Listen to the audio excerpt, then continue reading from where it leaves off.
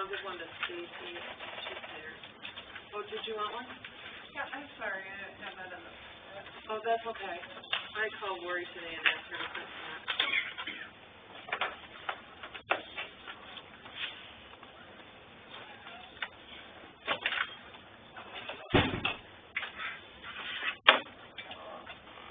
Do you want to approve both of these? The housing presentation? Yep. I'm sorry that I didn't get you waited until this time. I just passed it out. Yeah. Well, that's what I thought. Okay. And then I'll leave this on the ground. I know that I'm doing it. I'll be here tomorrow. You will? I was looking at right desk, and then she was going to send it to me because I thought we should have it in the morning. I'm just going to come and get it when I get back because they're just getting deletion. I know right now. So 300 slices. And our slice is in two different slices. Or in another one. And I don't know if we'll get in or not. Yeah, no. Every color. But I'll just come in next week. Yeah.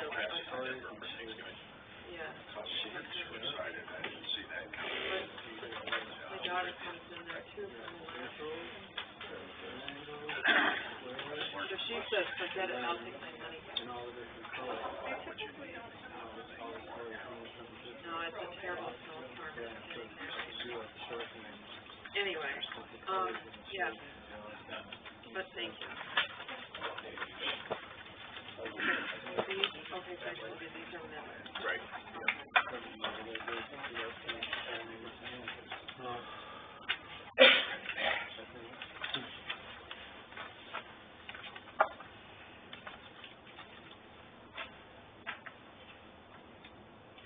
And then I'll give you the extras, possibly. I didn't know if Griffin would be here. He's on vacation. And there's one, you got one, I think. There is not. Okay. Thank you.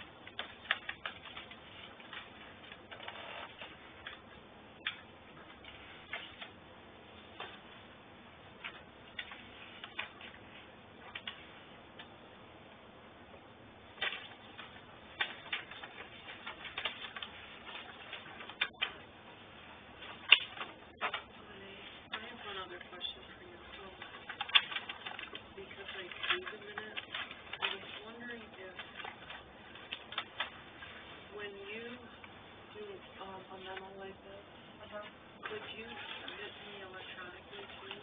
Yeah. Because for me, on paper that I can cut and paste. Yep. Instead of I sent it to the applicant. Oh, thank you. Just include me, and if you could include me on this one for the minutes, that would be wonderful. Yeah. Thank you.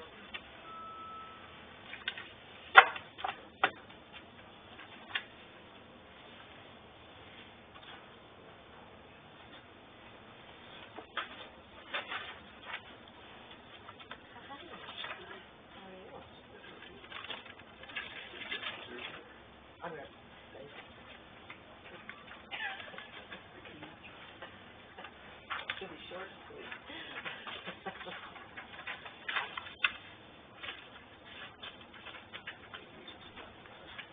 What? Big meeting. Yeah. We're going to breakfast. Yeah. Really?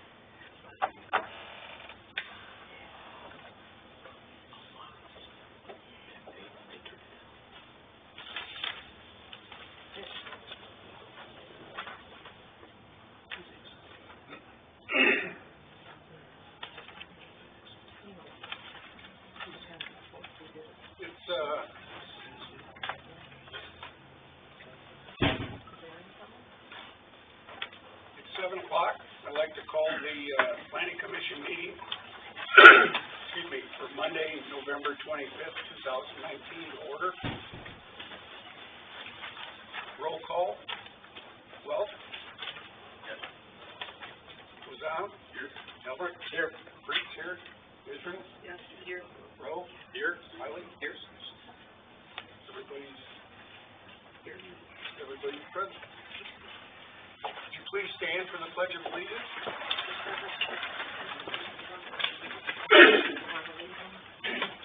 I pledge allegiance to the flag of the United States of America and to the republic for which it stands, one nation, under God, indivisible, with liberty and justice for all.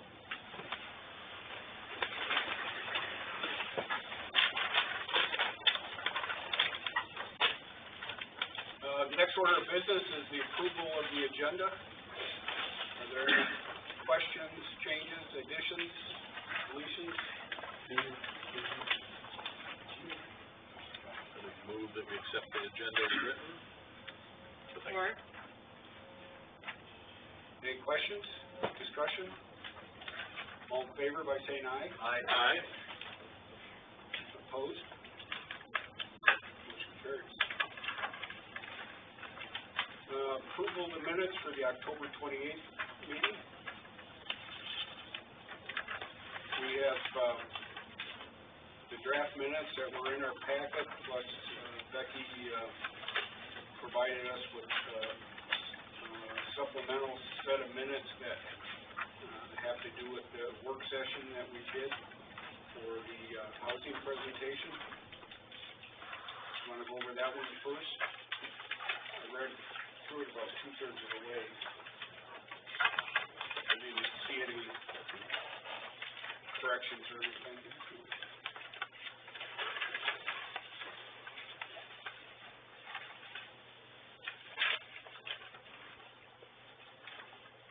The only thing I saw was on page 2, there's 3 VACs that should be banned. In the first paragraph, third sentence, starts with the second sentence. There's the premises that no more, which is 30% of your actual salary. And then the fourth paragraph, the last sentence, or I'm sorry, the second paragraph, last sentence. More expensive than overstock. That second paragraph. Last sentence. I think my computer changes That's what that. I did. And the third paragraph is in the third sentence, the same thing. Time is far more expensive than production.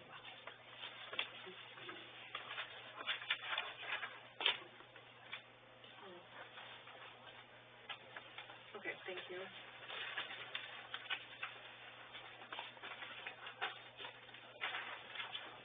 Got it right? I would move that we accept the minutes from the housing presentation as amended. Got a motion and a second. Any questions, comments? All in favor by saying aye. Aye. Opposed? Carried.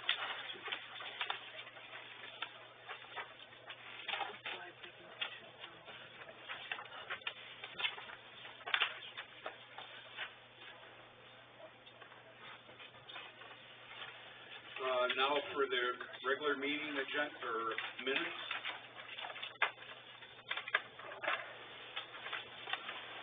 Anybody have any corrections or comments on the first page?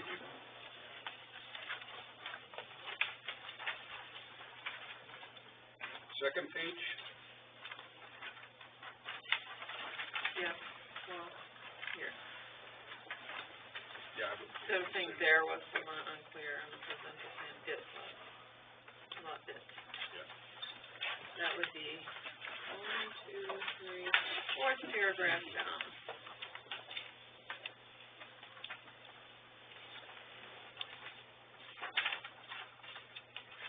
Anything else on the second page? There's only number 3, Saugatuck Township Fire District review shall be completed. Thank you.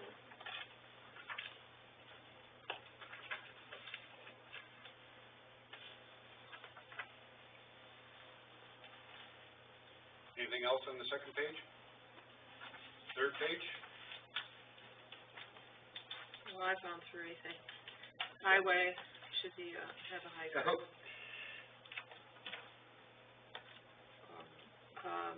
And then, third paragraph down, where it says there's not conflict noted. Well, that's probably okay, right? I just said it should be no conflict.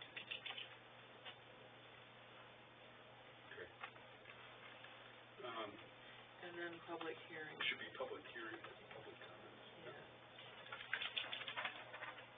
And then down where it says business does meet many of the SUH, the SAU.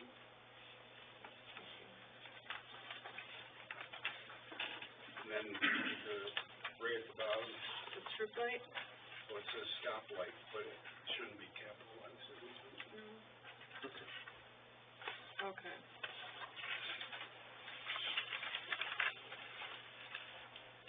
Anything else on the third page?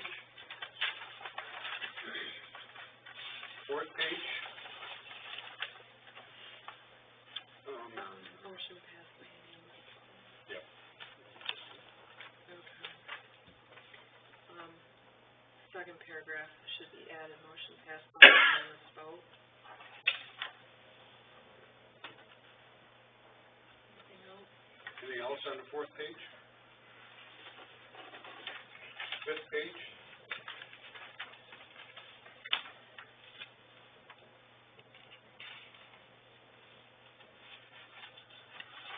Sixth page?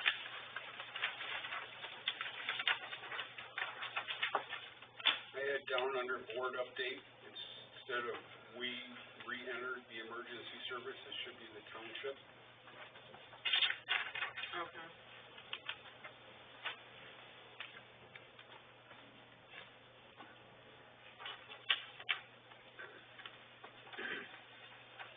Anything else on page 6?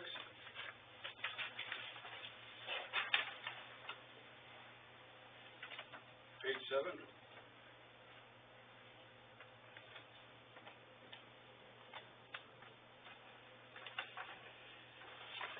Would move that we accept the, minute which has one more page up. Oh, I'm sorry. Oh, Under number 5, I believe we should have, motion to approve both the SAU and site plan for Hunters LLC for a marijuana grow facility.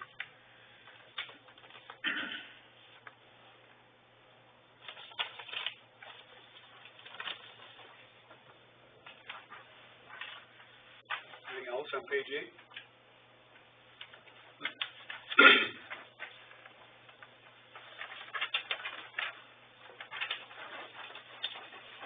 yeah, move that we, accept the, minutes, as amended from the October 28th, planning commission meeting. Second. Any questions or comments on the motion? All in favor by saying aye. Aye. Opposed?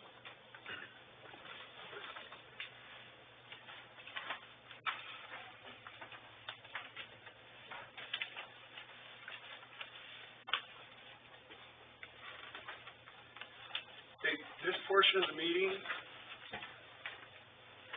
is for public comments. We request that speakers kindly respect the 3-minute time limit for individual comments or a 5-minute time limit for an individual speaking on behalf of a group. This is not a question and answer session. It is an opportunity to voice your thoughts with the planning commission. When you come forward, there's a sign-up sheet on the podium. If you could write down your name and address, and also state your name and address for the board, we'd appreciate that. Anybody in the first row? Second row? Third row?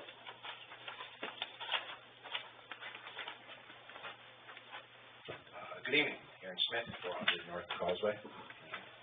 Is there a question? Okay. Michigan, Michigan, I just wanted to give you guys a heads up.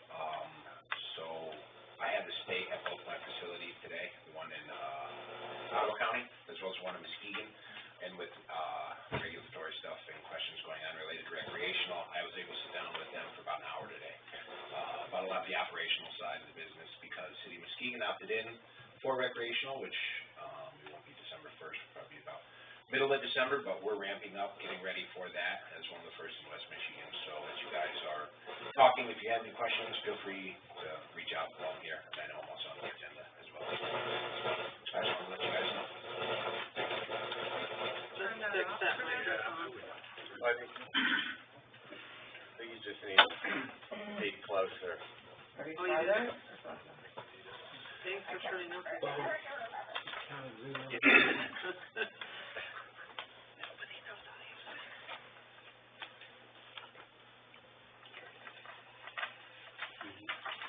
Anybody else in the fourth row? Third row, I'm sorry. Okay, count one.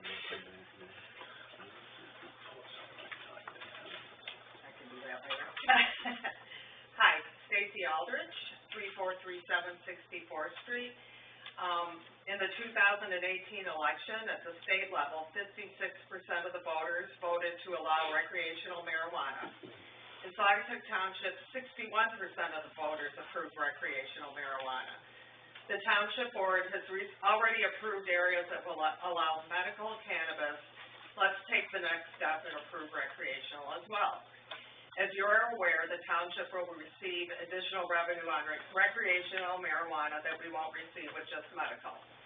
The people have voted, please vote to opt in. And Brenda Marcy, who couldn't be here tonight, wanted me to read this. Barack Obama said, "There's no such thing as a vote that doesn't matter." By voting, 61% added their voices to the chorus that forms opinions and the basis for actions. Let's take the action that the people voted for. This is the essence of democracy. Thank you.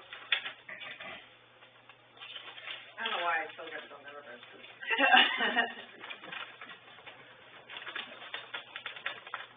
Anybody else in the third row? Tony Regona, 6437 134th Avenue, Township.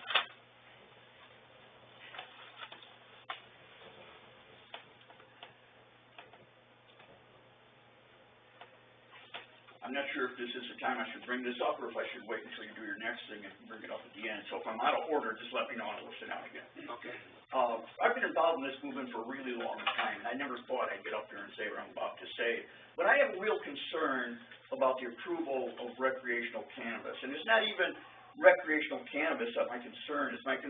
What I'm concerned about is access, recreational access to potent cannabis extracts. That's just separate from cannabis flowers, okay? Background, since we passed medical back in 208, chemists have been able to isolate individual cannabis molecules, and so now commercially available, you can get 100% pure THC products. You can use other extractions and get 50 to 70% THC concentration. That's quite a bit different than flower, where you range at 14 to 25%. And from a medical perspective, this makes perfect sense to me, that you're trying to get a disease, you're trying to hit it with a high-intensity medicine, okay, to target a specific ailment. What I don't understand is why you would need that kind of concentration recreationally. And for what it appears to me is probably the reason you need it is to get you higher, faster, quicker, longer. Beyond that, I don't know why, okay? And so my concern with these extracts is even further exacerbated by the fact that extractions provide the industry their highest profit margins. So there's something built into the system, okay? That means there's an economic incentive for merchants to market more potent products over less potent flower products. My personal preference would be that the township follow Douglas's lead and vote medical only at this time. This would limit tourist access to cannabis while continuing to support the medical needs of the community. It would be consistent with the expressed desires of our neighbors in Saugatuck and Douglas. Additionally, and coincidentally, Fenville recently approved recreational facilities, and while medical patients, I can understand, can make a strong argument for local access. If you're healthy and you're looking for recreational products, Fenville's really not that far.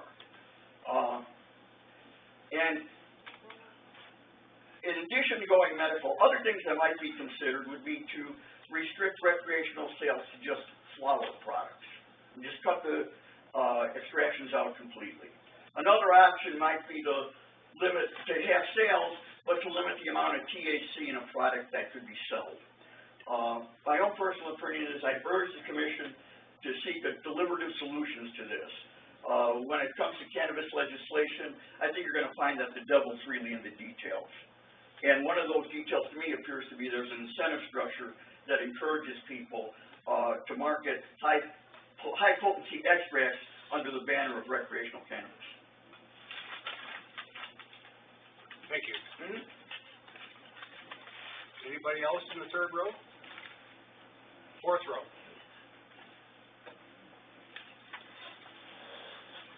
John Skipper, 3438 Riverside, and John Farrell, 3438 Riverside. We both wanted to speak jointly in support of everything that Stacy's already said. She said it all. Yeah. Would you please sign? Oh, sorry. Thank you.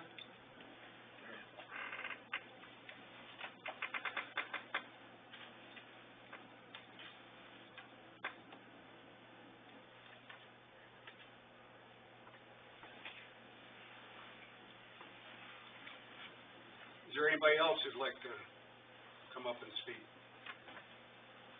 Okay, we'll close public comments at this time. New business, we've got Nick Curcio, our attorney, here tonight, and to help us talk to us about recreational marijuana laws and updates. You could go through your presentation with us. Okay. Let's try to find a Zoom here. We all have. You've got it, so favor the audience a little bit. And Okay. So about a year ago now, shortly after the ballot proposal passed the 2018 election, I gave a presentation to the Planning Commission, I believe to the Township Board as well, about marijuana. This and the new laws. This presentation is a little bit different. It incorporates some new information that's come up since that time. It kind of pared back the breadth of information. There was a lot to go over when the law was first enacted. I've kind of tried to focus on things that are specifically relevant to the township, given the medical program it's already got in effect. So we were able to cut out a little bit of the detail from last time. Another thing you might notice is that there's a name change in the title. The Act itself doesn't call this program one thing or the other. When it was first passed, newspapers almost always referred to it as recreational marijuana. When the state started implementing its regulations, the official term from the state is now adult use marijuana. They often put recreational in parentheses with that title, but for consistency with the state terminology, we're using it here and also in the draft ordinance that's been circulated to the Planning Commission. And the reason it's called that is that these facilities can essentially sell marijuana to anyone over 21 years of age, regardless of whether they have a medical marijuana card or not. It makes them different from medical marijuana facilities who can sell to anyone with a medical marijuana card, regardless of age. So there are medical marijuana patients who are under 21 who can purchase from a medical marijuana facility, will not be able to purchase from the adult use facilities. Adults with medical marijuana cards could purchase from both, but they'll be tax charged on the adult use side and not on the other side. So that's a basic difference, that's the kind of basic differences between the two programs and how they parallel with each other. So the first couple of slides will kind of recap the medical marijuana ordinances that the township has in effect. So in March 2019, the township adopted regulations allowing the following medical marijuana businesses. There's only 3 of the 5 that were permissible under the Act. There were growers of any size as special uses in the I-1 district, which is the industrial district, provisioning centers by special use approval in the C3 district, and safety compliance facilities by right in all of the commercial districts, that being C1, C2, and C3. The decision process at that time focused on the fact that there were active applicants seeking the provisioning center and grower licenses in the township. Given that interest, the township this board and then the township board felt that it was a good idea to focus on what was actually being asked for.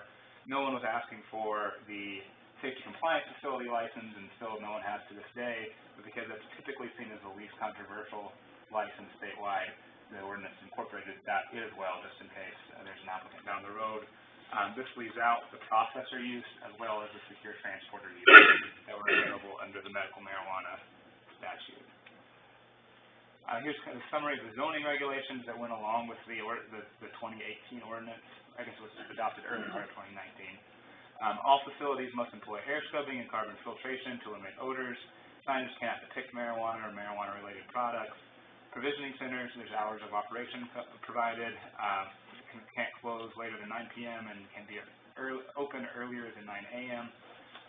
Growers must connect to public water and sanitary sewer systems, and then growers must also be at least 500 feet from residential uses, and that measurement, after some clarification, was determined to be measured from lot line to lot line and not from building to building. In terms of implementing these regulations, the township has so far received 5 applications for medical marijuana facilities. There's a total of 3 grower applications, and then a total of 2 provisioning center applications. I believe 4 have been approved and 1 is pending. Is that correct, Renee? With which one, with the grower? In total. There's only 2 Two, growers. only two, but one growers. is, Two growers. hasn't made their formal Okay. So That's the provisioning center. all the applications are in process, at least at the state level. Some have already gone through the township level and are seeking state approval. None are actually open at this time. So we have some pending applications. Here's part 2, is kind of a more summary overview of the adult use statute. As I mentioned before, the statute was put in place by a voter-initiated ballot initiative. Did not go through the Michigan legislature at all. It was written entirely by proponents of the legislation, and then they circulated petitions and passed the vote in the November election. As I mentioned earlier, the initiative passed with 57% approval statewide, and the individual vote in Saugatuck Township was 61% in favor. That's generally a higher average than I've seen in most of my other communities.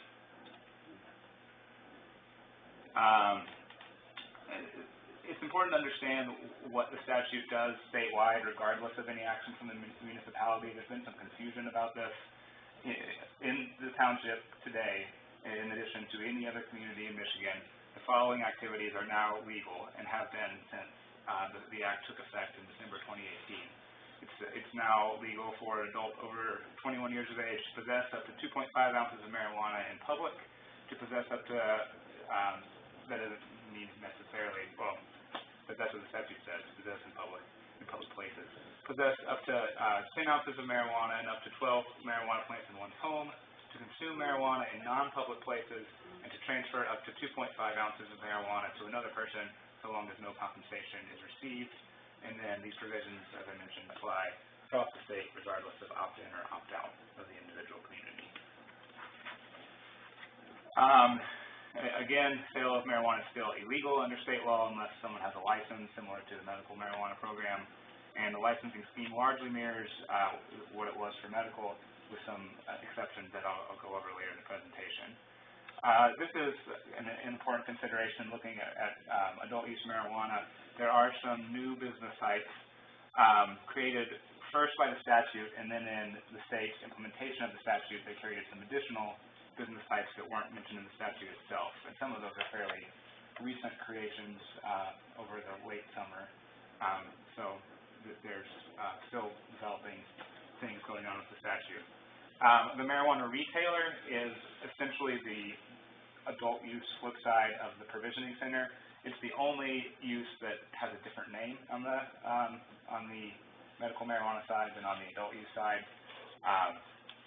So it's very similar use type. As I mentioned before, you can sell to any individuals over 21. The marijuana micro business is a new concept that doesn't exist on the medical marijuana side. It's kind of a seed-to-sale license that allows you to grow, process, and then sell marijuana products all in the same facility, but at much lower volumes than some of the other business types. My understanding is that this was kind of designed to give an avenue to, at least in part, people who've been operating under the 2008 medical marijuana caregiver statute and had some experience with all three phases of the process, and can now use those in a more commercial setting and broaden their customer base and that type of thing. The state's regulations create the concept of a designated consumption establishment. Is a commercial space authorized to permit adults 21 years of and older to consume marijuana products on premises, essentially a lounge type facility, as I understand how most of these are going to be structured. They can be adjacent to retailers, so you can set up so you can buy marijuana in one part of the building, go through a door, probably a secure door with some type, and into the consumption lounge and then consume what you just purchased. You will not be able to purchase marijuana directly in the consumption lounge. My understanding is you will be able to bring your own marijuana into the consumption lounge in most instances unless the business prohibits it. So you won't necessarily have to purchase it at an adjoining retailer. It could be a bring your own type of situation, depending on how the business owner wants to operate. And my understanding is also that no food or drink can be served. I'm not exactly sure how that's going to be implemented, whether it means you can't serve food anywhere on the premises, like on the zoning lot, or just within the room where marijuana is consumed. I'm not exactly sure how that's going to shake out, but the regulations do say no food or drink on the premises. And then the final one isn't really a standing business type. It's a temporary marijuana event that basically allows for marijuana festivals. I think up to either 3 or 5 days. And there's a statewide license that the applicant will get first, and then a local license that they get from the municipality to host a specific event. I don't know a lot of that one. That's one that hasn't been talked about a whole lot yet because these are new uses, and at least in my community, that's kind of been the one that's generated the least interest, but it is an option under the new act. So here's a table showing the licenses. As I referred to earlier, you've got the provisioning, so on the first 5, basically have identical names on both sides of the line, with the exception of provisioning center becomes retailer, and then we have the 3 additional ones that I just went over there. So here are some considerations from municipalities that are looking to opt in to adult use marijuana, and these considerations kind of tailor specifically to the township, given the program you already have on the medical marijuana side. As mentioned, Township's current marijuana ordinance prohibits all adult use marijuana businesses. At the November 6th meeting, the Township Board asked staff and the Planning Commission, this is why we're here tonight, to evaluate options for opting in with respect to 1 or more business types. Not really much more direction than that. We have a staff recommended ordinance that was in your packet, and I'll discuss that on the last slide. Just kind of explaining how those regulations came about. What we tried to do was take the existing medical marijuana program and expand it into the corresponding adult use business types as much as we could without really changing much else. And it was the idea that if you want other things changed, if you want to explore other business types, you could request that, but just kind of as to that first draft default, that was how we put together the draft ordinance. So this is a statewide regulation. All of these are statewide regulations. For the first 2 years, there are a couple of license types that will only be issued to applicants who have a corresponding medical license on the state level. Doesn't necessarily mean they have to have one in the township. They would have to have the state level license in order to be eligible. Those are retailers who would have to have a provisioning center license, processor license, grower license, and then secure transporter license. So that's going to really limit the applicant pool in the first 2 years. And I think part of the idea with that is they've established themselves and proven a good track record if they still have their licenses at this point. And secondly, it just kind of provides for expedited processing of the applications, which was a big issue under the medical scheme. There was a massive backlog at the state level. I think this will help expedite that a little bit. They've made some other changes as well at the state level that maybe the process won't be quite as slow as the medical process was. Medical and adult use businesses can be located on the same parcel. Some business types require physical separation, others don't. There's regulations specific to each combination of business types, essentially. Adult use licenses have lower fees and capitalization requirements than medical marijuana licenses, and that was largely provided in the statute, and then the regulations carried that forward. The excise tax is a really important consideration, especially for communities who opted into medical marijuana, thinking that they might get some revenue out of that through an excise tax. Well, first off, I should say there is the ability to charge up to $5,000 administrative fee for each, and that's an annual fee that licensees will pay each year. The township has that in its ordinance, so there is that stream of revenue, but that's really supposed to offset costs of monitoring and enforcing the ordinance. Not really supposed to be a new stream of revenue. The excise tax was originally supposed to provide that kind of incentive revenue to municipalities. When the adult use tax was passed, the medical excise tax went away. That was kind of how the statutes interacted with each other, so that is no longer being collected. If the township ever received revenue from it, I don't know if it did or not. It does not see that. There is now a 10% excise tax on the adult use side, so that's a higher excise tax than what was charged under the medical side. And it is distributed to, well, a portion of it is distributed. It's actually split up quite a few ways at first, especially in the first couple of years. A lot of the money goes to the state level. But then the pass-through portion to municipalities is divvied up based on the number of, basically, places where you can buy it. Adult use retailers and adult use micro businesses. The formula doesn't take into account any other types of businesses. So it's really just those two that they're trying to incentivize through the local revenue sharing. And then municipalities that do not allow retailers or micro businesses obviously receive no revenue sharing under the adult use statute, and your current medical businesses also do not entitle you to the state revenue sharing. Some other considerations, there are some, as an attorney, I would say significant ambiguities in some provisions of the MRTMA that are very likely to lead to litigation against municipalities. This is already happening on the medical side in a lot of communities, particularly on the east side of the state. I think it will happen more on the adult use side just because of some of the way that things are phrased. However, most of the ambiguities and the things that municipal attorneys have really pinpointed as likely causes of litigation will apply in situations where the municipality is trying to limit the number of licenses and then find a selection mechanism to select among competing applicants. The township's medical marijuana ordinance doesn't attempt to do that at all. It only limits them by zoning designation, and then essentially if you meet the zoning requirements, you get the license regardless of any other. There's no kind of merit space aside from your typical zoning approvals, no type of merit space review of applicants. So that basically, if that were mirrored on the medical side, would set you up for kind of the lowest risk of liability scheme that you could potentially have under the new statute. So that's definitely a positive. And again, we have, for the purposes of the draft ordinance, just mirrored that completely from the medical side to the recreational side. So I won't go into a ton of detail about those possibilities of lawsuits. And then finally, the statute provides a process for local ballot initiatives. Townships typically do not have that process. We don't, as a general law township, for the most part, can't have a ballot initiative to enact an ordinance in the township like you hear about in a lot of cities. Sometimes that's something that comes from city charters. There's no kind of township mechanism for it generally, but this statute creates that mechanism, so there can be ballot initiatives within the township specifically to prohibit medical marijuana facilities if the community doesn't want them, or to authorize them if the community does want them and the township board does not authorize them. So we've seen a couple of these last couple of elections across the state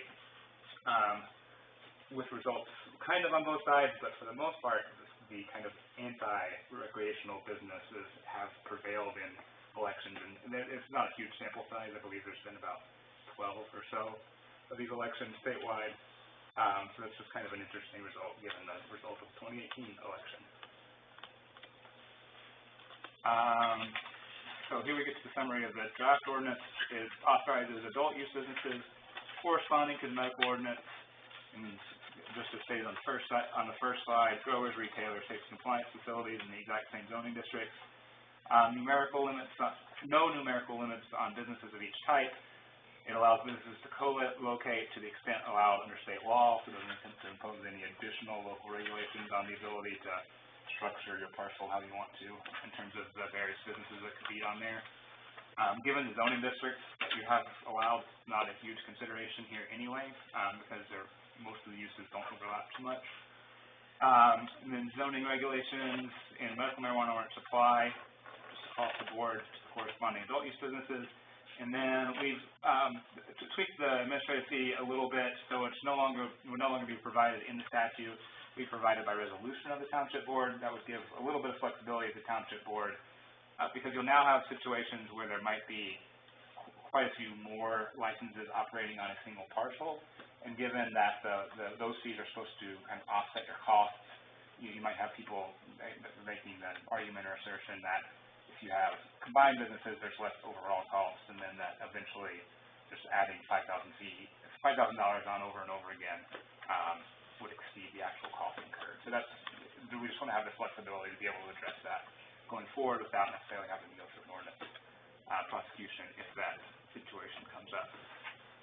That is all I have, I believe. If anyone has questions about either presentation or the draft ordinance, I'm happy to answer those.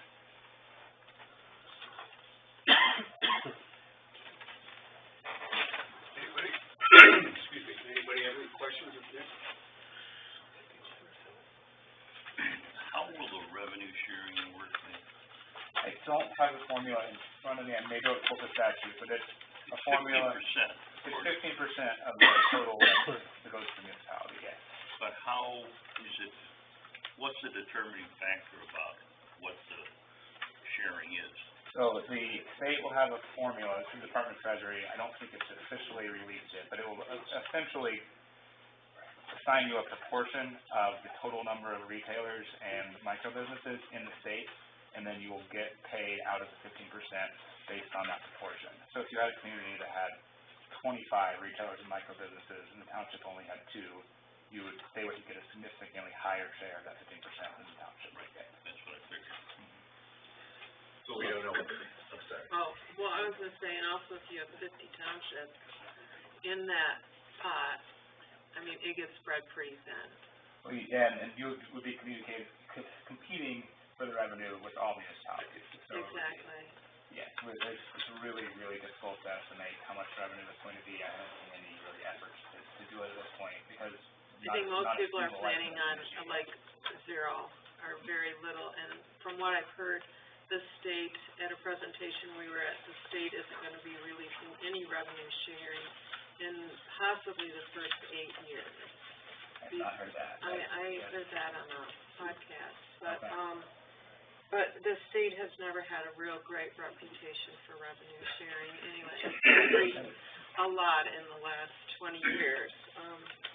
Okay, but I have a couple questions. So if you opt in, can a municipality then, or can a township say, but we're not gonna opt in for the temporary marijuana? I mean, can you exclude those things? There's a bit of debate. The events and different things like that? So there's a bit of debate about that in the, I guess, municipal law community, the cannabis law community. I'm pretty firmly in the position that you can. I think that will prevail in the courts. It probably will be litigated in the courts somewhere. There's an incentive to do that. But I saw online that some of the eastern areas of Michigan have said that they were not allowing the micro business or the temporary marijuana event or the designated consumption establishment, but I didn't know if that was, something that's an option, so. In my opinion, it is. I mean, There's one of discretion. those ambiguities, but that's how I read the statute, is that that provision, in my view, is designed to make the municipality allow co-location of businesses, of recreational and marijuana businesses, to the extent you're opted into both of them, not to require you to opt into all of them. That's the contrary reading, but I just don't think it matches the statute very well. And I think if that's found, I think the municipality will ultimately prevail on that issue, but again, it's a bit of a risk. I would say a small one as compared to some other things. And then another question I had is that, who do we delegate the inspections to? If we were to opt in here, would we delegate it to the state, or would we delegate that to Allegan County? In terms of holding the election? No, the inspections. Oh, the inspections. Yeah. But how does the current zoning ordinance work? Well, we have our building inspector and mechanical plumbing, all of those inspections happen with our contracted. Right. The township enforces the building code through a privately contracted company.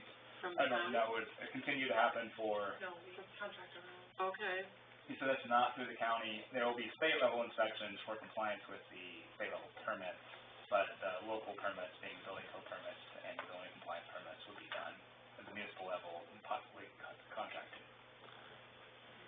I think as they are tonight. okay. I have another question on the revenue sharing, even though we aren't gonna get any for a while, I can pretty much assure you of that. But if we did, can we designate the share of revenue sharing to something specific? And I mean, Colorado tried to do that with schools. in my understanding, those are, unrestricted funds. There is some legal issues that arise with a municipality transferring money out of itself, so the school district is not technically part of the township, it's a Right. separate thing. That's something I have to look into specifically, but they don't come into the township with any restrictions other than what your general fund would always have. There are some legal considerations in terms of giving money to other municipalities, but it can often be done in creative ways if there's interest in doing that. I was just wondering about that. And then my last question is, and you referred to the ballot initiative there. I mean, if we said, we would choose to join the other two, Douglas and Saugatuck, and say, we're gonna continue to opt out, could we initiate a ballot ourselves? I mean, could the planning commission decide to initiate a ballot, or does it have to be the community that initiates the ballot? It's the community, the threshold, the voter threshold for signatures is pretty low. It would be higher than the number of people on this board, but it's not, Exactly. it's not super high. It's 5% of who voted at the last gubernatorial election. That's significantly lower than what is typically provided in city charters. So that's why we've seen a lot more initiatives on this issue than we typically see ordinance initiatives. So one of our actions could not be that we would like to put this on the ballot and see what the community thinks. No, I don't believe That has to be initiated by a petition. Yes. Is that what you're saying? Yeah. Okay, that's what I was wondering. Well, Well, my feeling personally is, yes, it has passed statewide, but at the same token, there's a large percentage of the municipalities surrounding us that have all opted out. Now, are people saying it's all right there's the line of thinking of people that it's okay statewide, but I really don't want it in my backyard. You know, South Haven, just on the last ballot, you know, it was on their ballot, they turned it down. Holland has opted out, Saugatuck has opted out, Douglas has opted out. You know, what makes the township any different than all these people surrounding it? The opportunity is the opportunity. But, all right, and then what I'm saying is, let's opt out, and if the people really want it, then let them, it's easy, have a ballot initiative. We have opted out. right. We're already opted out. We're opted out, but what I'm saying is stay opted out. We have a vote Can I ask some questions? in March. Sure. Absolutely. Nick, and thank you for this, and I know, and Lene, it was a lot of work in a short amount of time.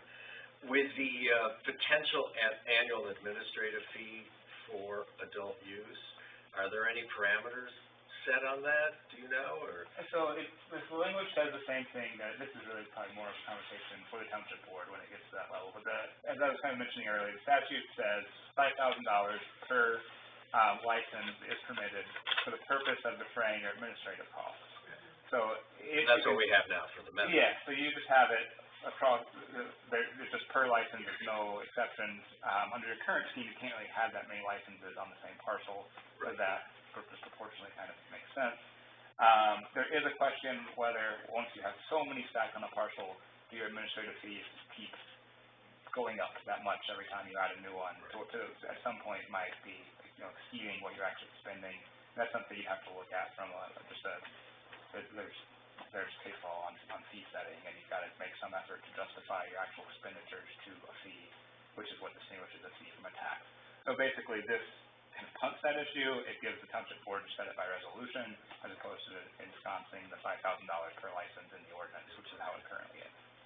And then just to remind people in terms of the admin fee for medical, we've collected $15,000 of $20,000 that will be owed every year. In the first year, that's the status of where we're at.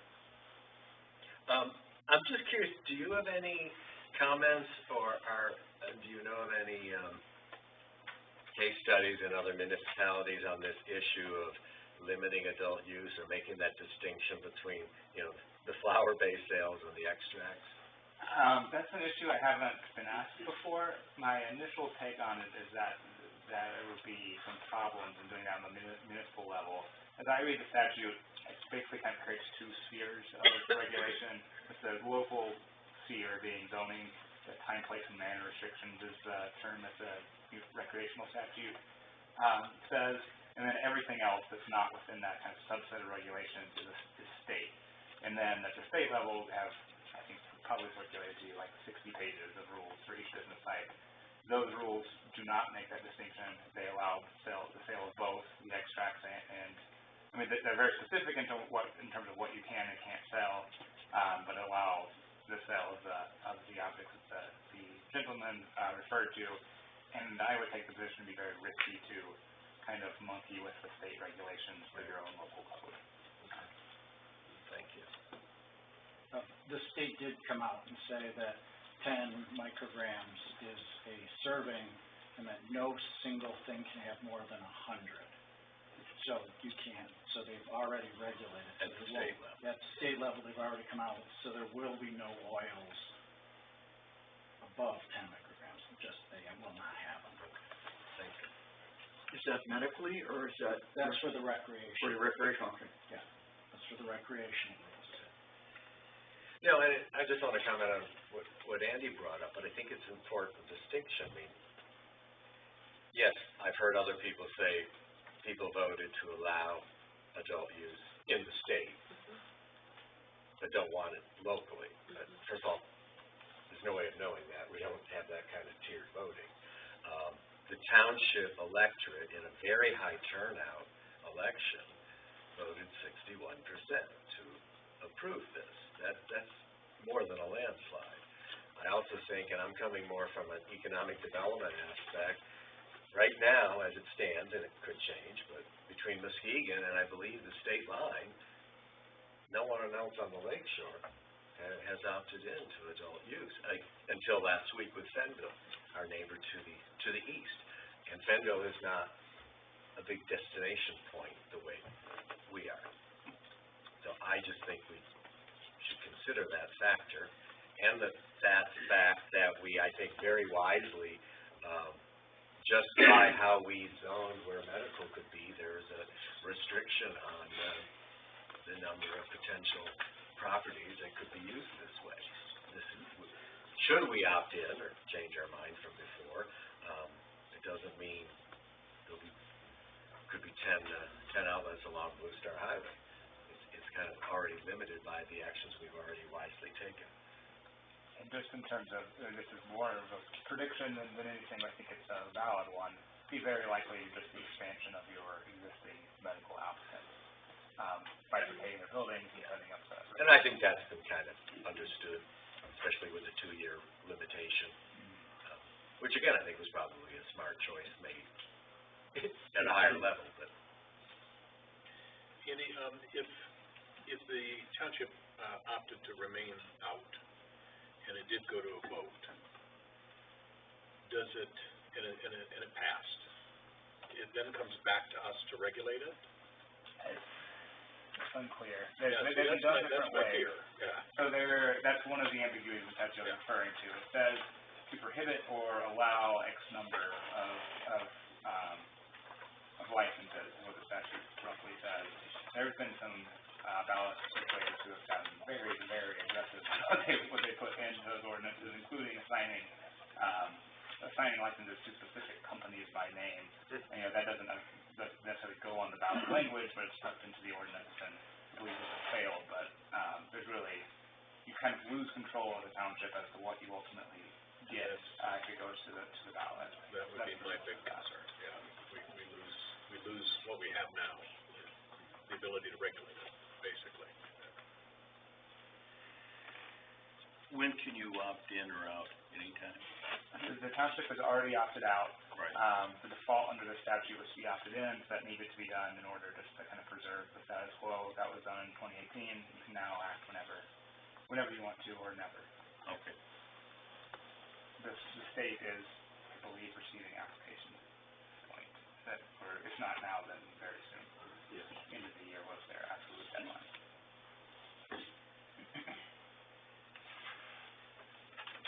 I'm curious, in one of your slides here, you have, adult use licenses have lower fees and capitalization requirements than medical marijuana licenses.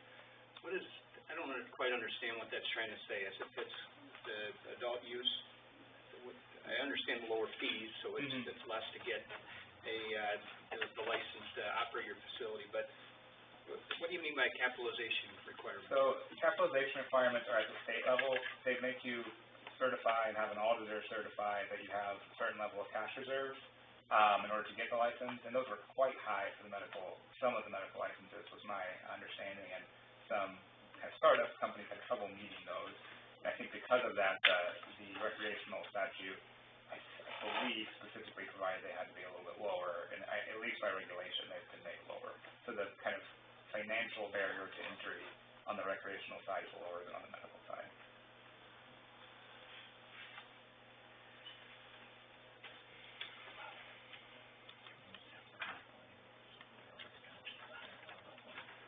Any other questions for Nick?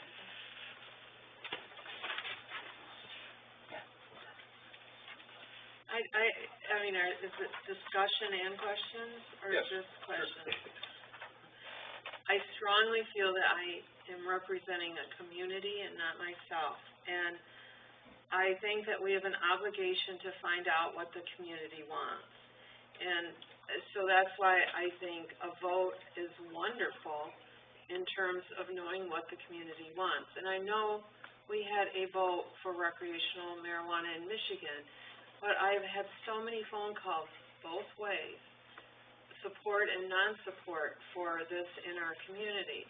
And I had one thought, so I thought, okay, we have a vote coming up in March, I believe. You know, if the initiative went up, it'd be perfect time. I think that would be wonderful, and I don't think there's anybody who would go against what the community wants in terms of our board or our planning commission. And then another thought, though, is there are people who survey a community, like Cobalt. Are you aware of Cobalt? They've done recreational marijuana surveys for communities too. And I'm not sure that they get all the right people involved in that survey process, and yet a community can design the questions they want asked, and they get a really good synopsis of what they need to know in order to make a decision. So I think that, it's a tough decision to say, oh, well, let's just opt in, but so I guess that's where I come from. I want to know what our community wants, and we don't do a lot to bring the community in to do brainstorming and networking. I would just reiterate, Go ahead. 61%. election, Yes, 61%, yeah, 61%. If you lose an election, or the election wins Sir. recreational. I don't draw that 61%. This isn't public comment, I don't either. but please, I draw the Wait, line. can I at- finish? Yeah, but, we're tired of hearing 61%, nothing gets 61%. So to say, oh, well, that election didn't matter, we're gonna try and have another one. The other thing too is, as the member of the board that has a full-time job here in the office, we get people dropping in every day, emailing, calling about a myriad of things. There are certain people that come in every 2 weeks to talk about, have the schools going to offer another, initiative on that. And I have been really startled by the fact that there hasn't been one person on either side of this that's come forward, except for the few that spoke here tonight. So I guess what I'm saying is, I don't sense there's this burning, worry that the township might opt in. I think the voter thinks they opted in. I won't say the number again, but quite a huge margin. There's also a percentage that didn't vote. Yeah, That doesn't matter. there's You don't vote. They might vote next time. yeah. Then they hit. If somebody feels strongly enough, one way or the other, Right. they're gonna make sure they get out and vote. That's why they voted in November of 2018, and we had like 80% turnout. Yeah, but You're they not gonna didn't, get more than that. but they weren't voting on whether it was gonna be available in Saugatuck Township. They were voting on whether it was gonna be available statewide. Right. I find that kind of incredulous that someone would think that way, but, okay. It is worth noting that It's legal, it's legal. we're focusing on the business aspect of the statute, but there is also the individual consumption within your house, portion that may have influenced some voters who didn't think one way or the other about the business component. So that's just another consideration. And again, I said this the first time we discussed all this, to me, it's an economic development issue. And it would just be, I think it'd be foolish to miss that opportunity. And I think it fits and it's appropriate with the culture and values, to use an often overused or misused word, of this tri-community area. Well, the tri-community area has basically voted it down.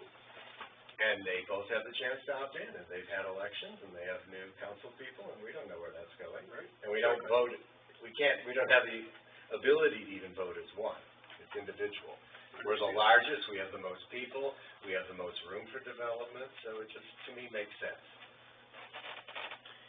Andy, can we talk just a little bit more about what I touched on earlier, is if it does go to a vote, and I know it's a gray area, but my big concern with that is the way that is structured, we could lose virtually all control at the township level. Right. What it looks like at the end. That's the possibility. I don't know what the court's going to do on that. I don't know what your individual circulators are going to do. But let's just be clear, if it goes to a vote and it passes, there would have to be a challenge. I mean, the township would have to challenge it, right? Right. So then we're mired in a legal mess, suing, legal mess against our own voters. Yes. If you didn't like what was proposed, Yes. it's problematic. That's happening in the Detroit area. That's happening. That doesn't sound palatable to me. So what? And expensive. What the voters can do is initiate an ordinance, especially in a community like here, where you're not proposing any numerical limits. They could propose that these three facilities be authorized with no limits, and then subject to regulations enacted by the township, you could then adopt your ordinance that you've put through. That's assuming a very